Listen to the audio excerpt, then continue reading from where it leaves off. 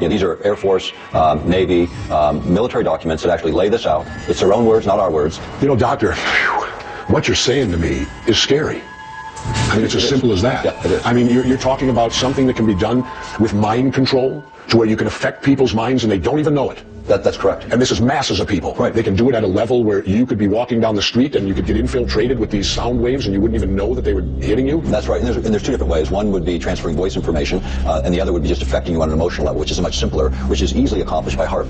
The human body and the mind is able to pick a signal out. Like going through the radio station, you're dialing through the station, you get all the static. As soon as you get resonance, harmony between the transmitter and receiver, you get a nice clear signal. The same is true in terms of the human chemistry, in terms of our chemistry, our cell structure, body organs, or the brain. Now, this is a device that friends of mine in Germany designed, and we had demonstrated in the European Parliament in an open hearing a cruder version, but it made our point. This is a standard CD player, and what these are is piezoelectric transducers. And in simple language, they carry a signal that can enter the nervous system so that you can get that proverbial voice in the head. And so by activating this, placing these electrodes, on the surface of the skin, blocking the ears tightly, you'll hear the music just as if your ears were playing it, but the ears have nothing to do with it. The eighth cranial nerve, the part that connects to the brain, has nothing to do with it. It's a different way. Is that working right now? Yeah, we can get it cranked up here. Crank it up. I want to try it.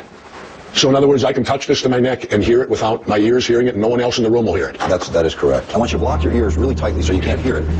Wow. So what did you hear? Well, I heard music, right. But it's strange because I listened to try to figure out where the music was coming from, and it seemed like right here. Right. It sounded like I was hearing right. it almost through the top of my head or my forehead. Right. HAARP, when you start to look at this signal, not just transferring sound information, but just to affect the brain with emotional state changes, is so easily accomplished. So we got mind control? Absolutely. In fact, if you go back, historically, back to the 1960s when all of this work really started, the idea of mind control experiments, one of the guys that the New York Times reported was one of those experimental subjects was a Unabomber.